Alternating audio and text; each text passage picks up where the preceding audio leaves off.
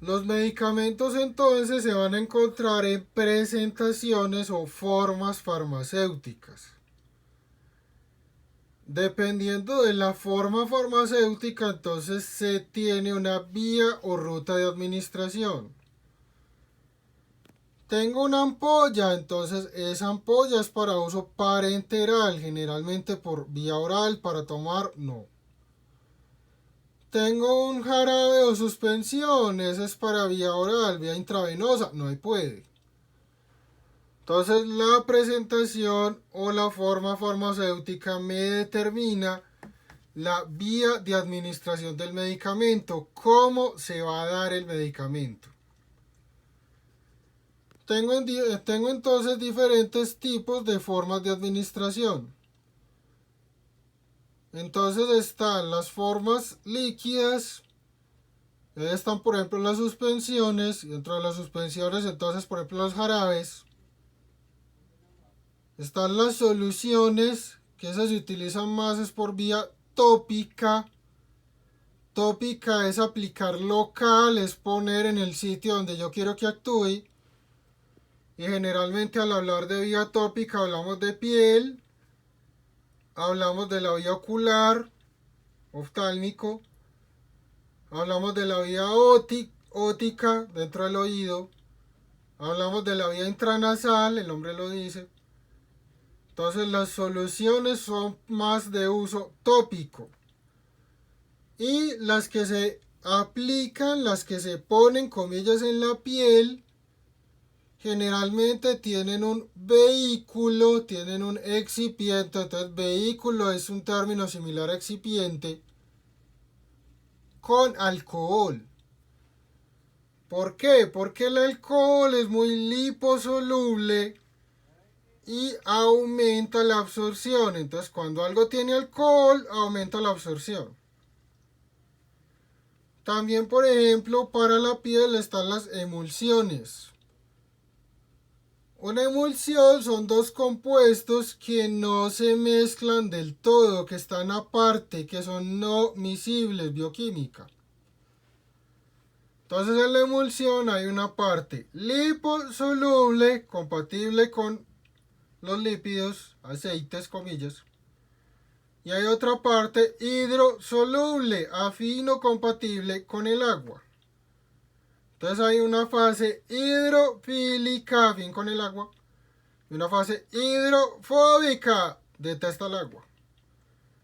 Entonces esas emulsiones también se utilizan en piel y la parte que es lipídica, afín con los lípidos, aumenta la absorción, aumenta el paso a través de las capas de la piel de la parte que es afín con el agua. Entonces, los jarabes son una forma líquida, las cremas son una forma líquida. Las ampollas cuando tienen un contenido acuoso pues o similares también es una forma líquida.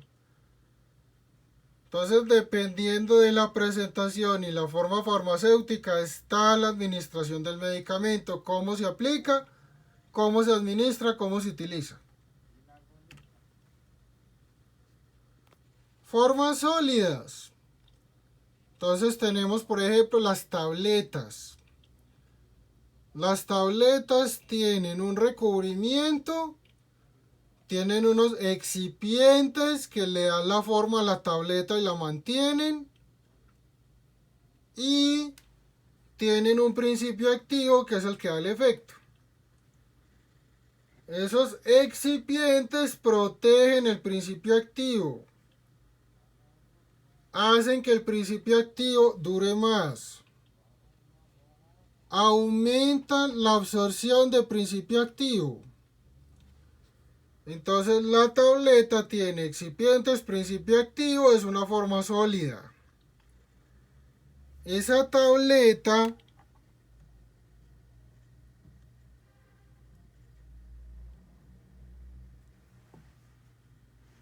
llega al estómago.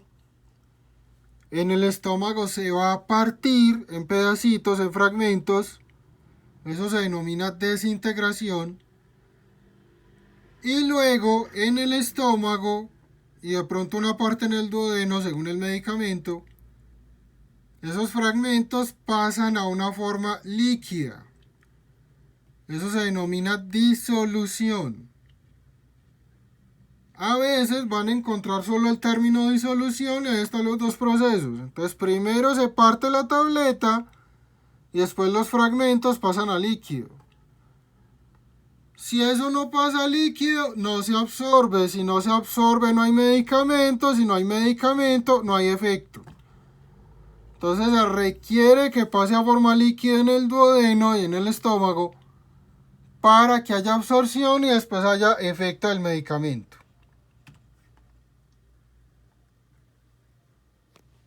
Las tabletas son de varios tipos. Entonces, por ejemplo, hay unas tabletas que son las convencionales, que son las más baratas. Hay otras que son de liberación prolongada. Entonces, las tabletas de liberación prolongada tienen una cubierta extra. Van atravesando todo el intestino, entonces va liberando principio activo por todo el intestino. Las que no tienen ese tipo de cubierta liberan todo en el duodeno de una vez. Las de liberación prolongada o sostenida o retardada van liberando principio activo por todo el intestino, no solo en el duodeno. Y hay otras, por ejemplo, que son de liberación rápida, que liberan todo más ligero. Entonces, por dar un ejemplo, el Advil Max. Entonces se libera mucho más rápido el contenido, se absorbe más rápido, el efecto se presenta más ligero. ¿Para qué sirve el recubrimiento de las tabletas? Entonces, uno, para que no se dañe el principio activo. Dos, aunque eso es más teoría que realidad, para disminuir o disimular un sabor desagradable. Eso si el principio activo sabe maluco, eso no hay recubrimiento que valga ahí. Lo otro, para darle un color a la tableta. Eso en algunas instituciones se maneja como lo que se denomina código LASA. Ese código LASA es que según el color de la tableta es un medicamento con más o con menos potencial o riesgo de efectos adversos o toxicidad. Entonces las que son blanquitas, menos riesgo de toxicidad. Las que son naranjadas o rojas, más riesgo de toxicidad. Entonces se llama código de color.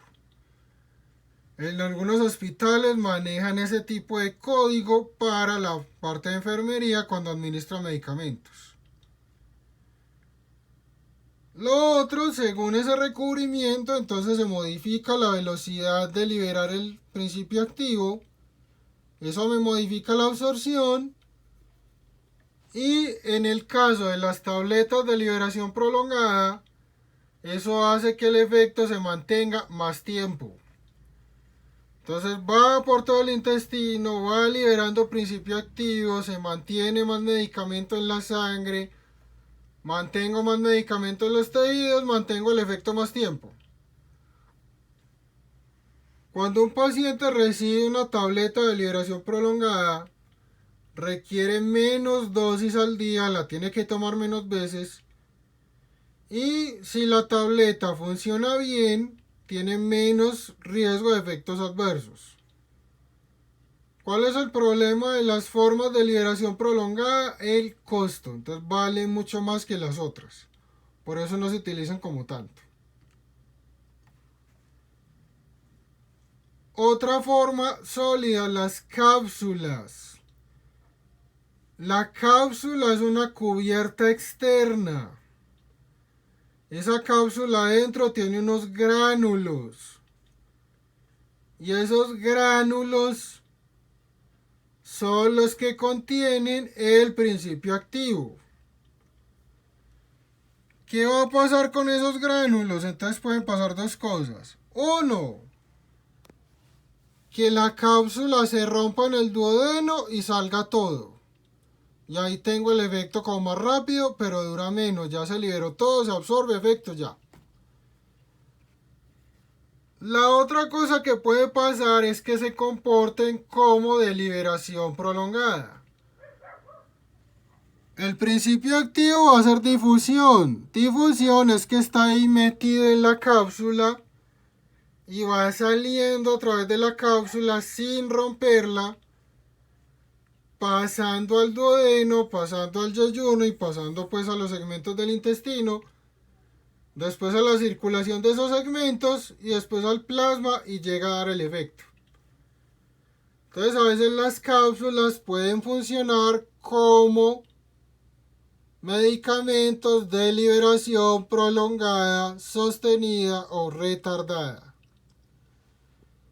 La cápsula también necesita partirse, vuelvo y digo, dependiendo del caso, antes de la absorción y empezar los otros procesos. Puede pasar entonces que se libere todo el contenido en el duodeno, perdón, en el intestino no, en el duodeno, y ahí tengo el efecto más rápido. Puede pasar que se demore unas horas como circulando, pero después se libere casi todo. Entonces se demora un poquito más el efecto en empezar, pero hay buen efecto después. O puede haber difusión y que se vaya liberando en varias horas. Y si bien puede que se demore el efecto en empezar, si yo estoy liberando menos cantidad, entonces llega menos a los tejidos, se demora más para dar el efecto. Pero el efecto va a durar más tiempo. Entonces el efecto va a durar más tiempo. Entonces, ejemplos de medicamentos en cápsulas, el genoprazol, que es omeprazol. El Advil más, que realmente es como una cápsula, pero no. Entonces tiene un recubrimiento, tiene una parte de adentro que es líquido, no tiene gránulos. O bueno, no se comporta como gránulos. Se rompe y se libera todo y se absorbe rápido. También, por ejemplo, este que es un antidepresivo y también se maneja dolor con este medicamento, duloxetina, que es de liberación retardada. Pues todo lo que diga liberación sostenida, prolongada, retardada, o tenga las letras XL en mayúscula, XL en mayúscula, quiere decir que es de liberación lenta. De nuevo, ventaja, el efecto dura más tiempo. Entonces el efecto dura más tiempo. Si tienen entonces alguna duda o alguna pregunta, me envían un correo o me escriben al Teams.